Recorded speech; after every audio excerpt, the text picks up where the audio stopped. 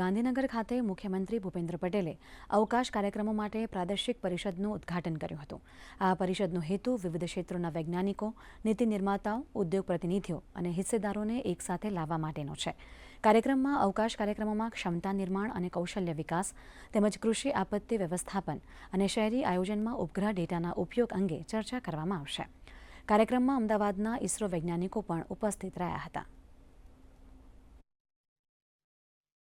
માનનીય વડાપ્રધાનશ્રીએ સૌ પ્રથમ વખત સ્પેસ ક્ષેત્ર જે એક ફક્ત ગવર્મેન્ટ સુધી સીમિત હતું એને ઓપન કરીને એને એક્સપાન્ડ કરીને એમાં વિવિધ નીતિઓ લાવ્યા અને ગુજરાત સરકાર છે એ ભારત સરકાર તેમજ માનનીય વડાપ્રધાનશ્રીના વિઝન સાથે બિલકુલ સિનર્જી રાખીને આગળ વધવાની કામગીરી કરે છે અને આપણે કહીએ પણ છીએ કે વિકસિત ગુજરાત થકી વિકસિત ભારત.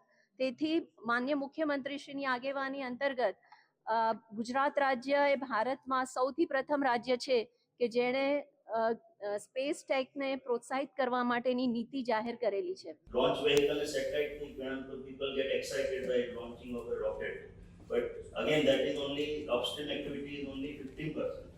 The space તો ખરો ભાગ છે એ તો એપ્લિકેશન છે, ડાઉનસ્ટ્રીમ એક્ટિવિટી, મિડસ્ટ્રીમ એક્ટિવિટી, જેમાં ગ્રાઉન્ડ સ્ટેશન એ બધું સ્થાપના અને ડાઉનસ્ટ્રીમમાં બધી એપ્લિકેશન હતા.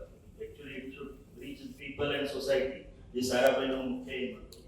તો એ બધી તમને થોડો ખ્યાલ આવે અને કઈ રીતે એપ્લિકેશન થઈ રહી છે. ઘણી જગ્યાએ બહુ સારી એપ્લિકેશન થઈ રહી છે, ઘણી જગ્યાએ થોડું પીપલ આર લેગિંગ બિહાઇન્ડ. એ બધા પણ everybody joins the space of using space technology four various activity and it will be really useful.